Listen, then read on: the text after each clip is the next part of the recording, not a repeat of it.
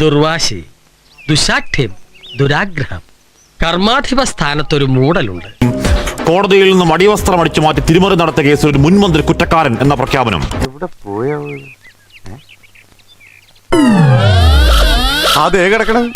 ആ കേസ് ആദ്യം മുതൽ പറയുമ്പോഴൊക്കെ ലോക്കൽ ഗ്രൂപ്പുകളിൽ ജട്ടി കേസ് എന്നാണ് പറയാറ്. അത് ഒരു ചർച്ചയിൽ പറയൽ പാർലമെന്ററി ആണോ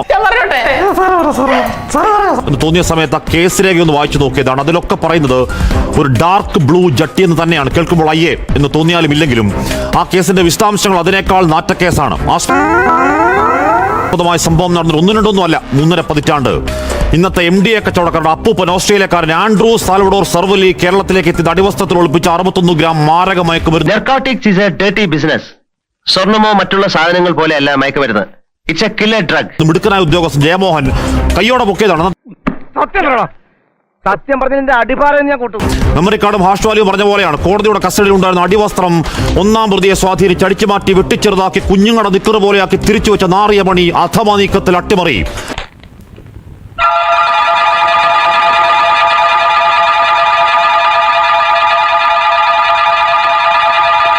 ആന്റണി രാജുവും സംഘവും കേരള പോലീസിനെയും സത്യത്തിന്റെ മുഖത്തേക്ക് അന്ന് ഉളുപ്പില്ലാതെ വീശിയെറിഞ്ഞത് കാളകൂട കരിയോയിലാണ്. ഈ ഡ്രോയർ മിസ്റ്റർ ആൽബർട്ടോവിനെ ഒന്ന് ഒളിപ്പിക്കാമോ?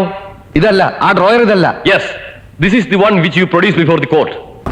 കോടതിയുടെ കടുത്ത വാക്കിൽ പകച്ചു പറച്ച ഉദ്യോഗസ്ഥൻ, ഒരു വിദേശിയെ കള്ളക്കേസിൽ കുടുക്കിയ ഏമാനെന്ന കുത്തുവാക്കേട്ട ഉദ്യോഗസ്ഥൻ, സത്യം തെളിയിക്കാൻ ഇല്ലാത്ത കാശ് മുടക്കി സുപ്രീം കോടതി വരെ പോയ ഇന്റഗ്രിറ്റിയുള്ള ഉദ്യോഗസ്ഥൻ ജയമോഹൻ ഇന്ന് രാത്രി സമാധാനമായി ഉറങ്ങും.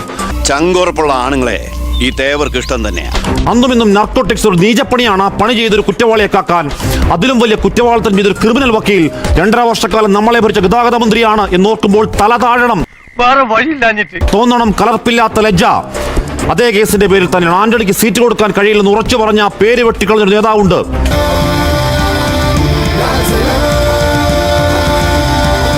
പ്രിയപ്പെട്ട VSA, അങ്ങയുടെ ആർജവത്തിന്റെ കോംപ്രമൈസ് ഇല്ലാത്ത വെടിയുണ്ട വാക്കുകൾ ഞങ്ങൾക്ക് നഷ്ടം, അകാലത്തിന് നഷ്ടമാണ്. ജെട്ടിക്കേസ് ഉടായ്പകൾ മന്ത്രിയാവുന്ന കാലത്ത് നമ്മുടെ കാശിന് വാങ്ങി നമ്മുടെ കാശിന് എണ്ണ അടിക്കുന്ന 1-ാം നമ്പർ കാറിൽ ഗതികെട്ട സാത്താനെ സേവിക്കണം എന്നാണല്ലോ പറഞ്ഞത്. വാ തുറന്നാൽ വർഗീയത മാത്രം പറയുന്ന ഒരു നേതാവ് ഇടതുപക്ഷ മറവിയിൽ എഴുന്നള്ളപ്പെടുന്ന ഒരു കെട്ടകാലത്ത് ഒരു തവണ കൂടി അവിടെ പോകണം.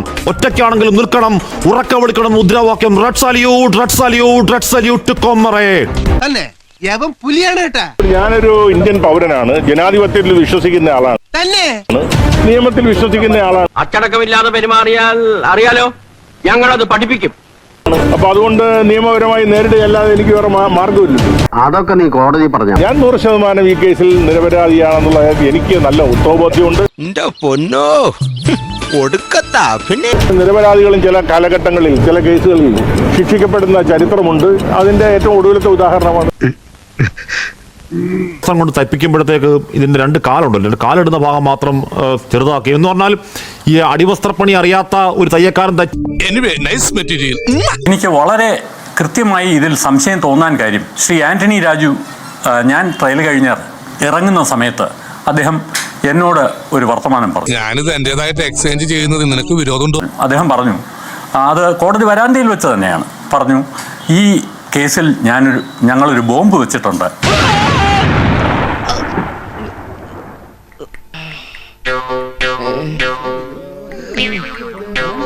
എല്ലാം പെട്ടെന്നാണല്ലോ ഈശ്വര.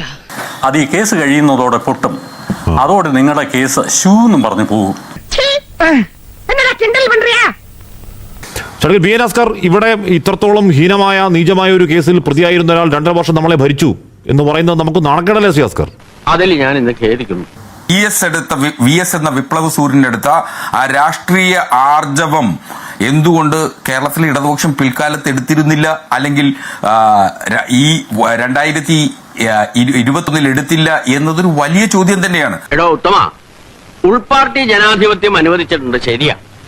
നമ്മളെല്ലാവരും ഒരുമിച്ചിരുന്ന് ദിനേശ് വേടി വലിക്കുന്നതും അതുകൊണ്ടാണ്. എന്ന് വെച്ച് പാർട്ടിയിലെ ബുദ്ധിജീവികളെ ചോദ്യം ചെയ്യരുത്, മനസ്സിലായോ? അതിനുത്തരം പറയേണ്ടത് ഇടതുപക്ഷത്തിന്റെ ബാധ്യതയുണ്ട്. അതായത് വർഗാധിപത്യവും കൊളോണിയലിസ്റ്റ് ചിന്താ സരണികളും റാഡിക്കലായിട്ടുള്ള ഒരു മാറ്റമല്ല. ഇപ്പൊ മനസ്സിലായി.